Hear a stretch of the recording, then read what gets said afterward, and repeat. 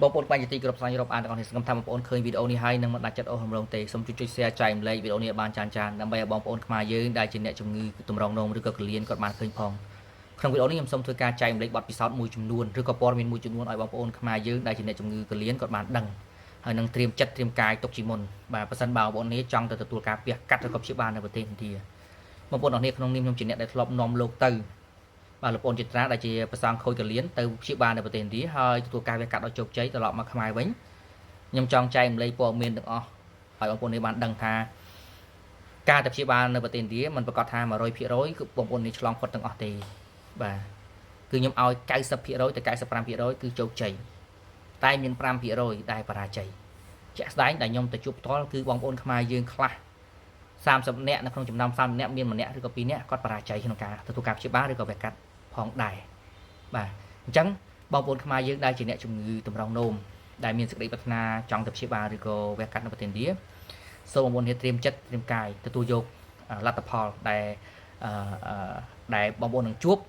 បាទប៉ុន្តែវាជាជំរើសមួយដែលបងប្អូនមិនអាចកិច្ចបានទេព្រោះប្រទេសឥណ្ឌាជាជំរើសល្អបំផុតសម្រាប់បងប្អូនខ្មែរយើងដែលជាអ្នកជំងឺតម្រងនោមគួរតែទៅព្យាបាលព្រោះថាប្រទេសឥណ្ឌាគេមានបទពិសោធន៍ក្នុងការទទួលការវះកាត់ហ្នឹងគឺជិត100ឆ្នាំទៅហើយបើប្រៀបធៀបជាមួយនឹងប្រទេសអាស៊ាននៅជិតយើងនេះគឺមិនដល់អ្នកខ្លះប្រទេសខ្លះ20ឆ្នាំ30ឆ្នាំនេះទេដែលមានការទទួលការព្យាបាលឬក៏វះកាត់បាទប្រទេសឥណ្ឌាគឺគេមានតាំងពីយូរយារណាស់មកហើយបាទជិតមួយសតវត្សទៅហើយអញ្ចឹងហើយពេទ្យជំនាញបាទសម្ភារៈប្រើប្រាស់ក្នុងការព្យាបាលក៏ដូចជាថ្នាំគឺមានទាំងអស់អញ្ចឹងវាមិនមានរឿងដែលធ្វើឲ្យអ្នកជំងឺព្រួយបារម្ភទេប៉ុន្តែអ្នកជំងឺភាគច្រើនដែលគាត់បរាជ័យនៅក្នុងការព្យាបាលគឺដោយសារតែទី1កត្តាសុខភាពរបស់គាត់មានជំងឺច្រើនបាទជំងឺច្រើនពេកទៅបាទពេលវះកាត់ហើយគឺគាត់ឆ្លងមេរោគហើយជំងឺនឹងធ្វើទុកធ្វើឲ្យគាត់បាត់បង់អាយុជីវិតហើយទី2គឺតកតងជាមួយនឹងកត្តាគាត់ធ្លាប់បានបញ្ចូលឈាមបាទគាត់បញ្ចូលឈាមច្រើនណានៅក្នុងពេលដែលគាត់លាងឈាមគាត់បញ្ចូលឈាមច្រើនក៏អាចផ្ដល់ផលប៉ះពាល់ដល់ការវះកាត់ដែរបាទអញ្ចឹងគឺអ្នកជំងឺតម្រងនោមភាគច្រើនដែលគាត់បានបាត់បង់ឱកាសក្នុងការរស់គឺដោយសារតែគាត់អត់យល់ដឹងអំពីការថែទាំសុខភាពរបស់គាត់មុនពេលទៅព្យាបាលបាទអ្នកខ្លះទៅគាត់ហូបអាហារផ្ដេសផ្ដាស់ទៅបង្កើតជាមេរោគច្រើននៅក្នុងរាងកាយព្រោះពេលដែលគាត់ខូចកលៀនរាងកាយរបស់គាត់វាអត់មានដំណើរការទប់ទល់ជាមួយមេរោគទេអញ្ចឹងគាត់ហូបអាហារផ្ដេសផ្ដាស់ទៅវាបង្កជាមេរោគនេះមេរោគនោះអញ្ចឹងណាអញ្ចឹងពេលគាត់ទៅព្យាបាលវាមានមេរោគខ្លះវាសង្ងំទៅពេលដែលគេទទួលពេលក្រោយពេលទទួលការវះកាត់ឬក៏ព្យាបាលហើយអាមេរោគហ្នឹងវាឆ្លងទៅប្រព័ន្ធរាងកាយផ្សេងៗវាធ្វើឲ្យគាត់មានបញ្ហារាងកាយអត់ទទួលយកការវះកាត់ឬក៏អាចបង្កជាហានិភ័យដល់អាយុជីវិតហើយអ្នកខ្លះគាត់មានបញ្ហាបញ្ចូលឈាមពេលដែលទៅពិនិត្យគឺរាងកាយគាត់អត់ងាយទទួលយកទេអញ្ចឹងគេត្រូវការចាក់ថ្នាំជាច្រើនទម្រាំតែរាងកាយរបស់គាត់នឹងទទួលយកប៉ុន្តែគាត់ខ្សោយបាត់ទៅហើយដោយសារតែថ្នាំហ្នឹងវាធ្វើឲ្យរាងកាយឬក៏ប្រព័ន្ធរាងកាយរបស់គាត់ខ្សោយអញ្ចឹងពេលដែលប្រព័ន្ធរាងកាយរបស់គាត់ខ្សោយគឺគាត់ខ្សោយទៅជាមួយដែរអញ្ចឹងពេលគាត់ទទួលការវះកាត់ឬក៏ព្យាបាលគឺគាត់ប្រឈមមុខខ្លាំងមែនទែនចំពោះជាមួយនឹងការបាត់បង់អាយុជីវិតបាទដូច្នោះហើយបានខ្ញុំជម្រាបបងប្អូនអរគុណថានៅក្នុង30នាក់អាចមានម្នាក់ឬក៏2នាក់ដែលគាត់បាត់បង់ឱកាសក្នុងការរស់អញ្ចឹងហើយសូមបងប្អូនអរគុណដែលជាអ្នកជំងឺតម្រងនោមទាំងអស់មុននឹងសម្រាប់ចិត្តទៅព្យាបាលសូមត្រៀមចិត្តត្រៀមកាយឲ្យហើយទទួលយកគ្រប់លទ្ធផលទាំងអស់ដែលពួកបងប្អូនអរគុណនឹងជួបបាទប៉ុន្តែបងប្អូននេះសូមឲ្យប្រកាសថាខ្លួនឯងបានថែទាំសុខភាពបានល្អមុននឹងទទួលការព្យាបាលព្រោះសុវត្ថិភាពបាទបងប្អូននេះដែលរក្សាសុខភាពបានល្អគឺសុវត្ថិភាព 99%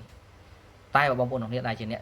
ជំងឺកលៀនតម្រងនោមអត់បានថែទាំសុខភាពខ្លួនឯងបានត្រឹមត្រូវល្អទេគឺ 95% ទេដែលបងប្អូននេះមានសង្ឃឹមដែលអាចឆ្លងផុតការព្យាបា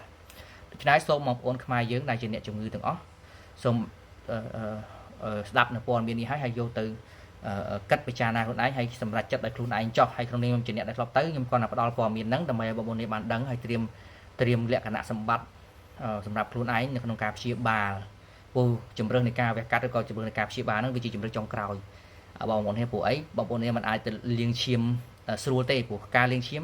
ពីមួយឆ្នាំទៅមួយឆ្នាំបងប្អូននេះនឹងធ្លាក់ខ្សោយសុខភាពបាទហើយបងប្អូននេះមិនអាចលាងឈាមបានរាប់យទៅយូរឆ្នាំទេអ្នកតិចដែលគាត់អាចលាងឈាមបានយូរឆ្នាំដោយសារតែគាត់ទី1រឹងមាំភាពរឹងមាំរបស់គាត់សុខភាពគាត់ល្អគាត់មានលុយច្រើនអាហ្នឹងគាត់អាចប្រើប្រាស់ថ្នាំចំនួនដែលគាត់អា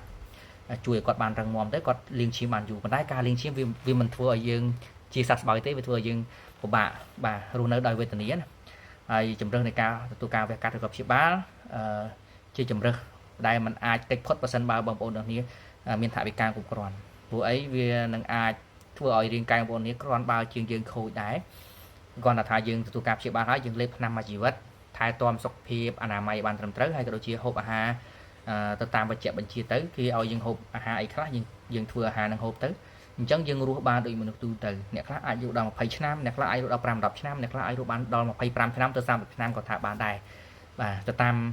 ការថែទាំរៀងខ្លួនបាទអញ្ចឹងសង្ឃឹមថាបងប្អូនខ្មែរយើងដែលជាអ្នកជំងឺទាំងអស់នឹងទទួលបានព័ត៌មាននេះហើយសូមបងប្អូនទាំងអស់គ្នាសម្រាប់ចិត្តដោយត្រឹមត្រូវបាទទទួលខុសត្រូវដោយខ្លួនឯងក្នុងការទទួលការព្យាបាលព្រោះថាជីវិតបងប្អូនទាំងនេះសំខាន់ណាស់សម្រាប់ជីវិតរៀងខ្លួនហើយការទទួលការព្យាបាលគួរតែជ្រើសរើសឲ្យបានត្រឹមត្រូវនៅក្នុងការព្យាបាលដើម្បីឲ្យបានសុវត្ថិភាពបាទច្រើនភាគរយក្នុងការទទួលការព្យាបាលបាទអរគុណ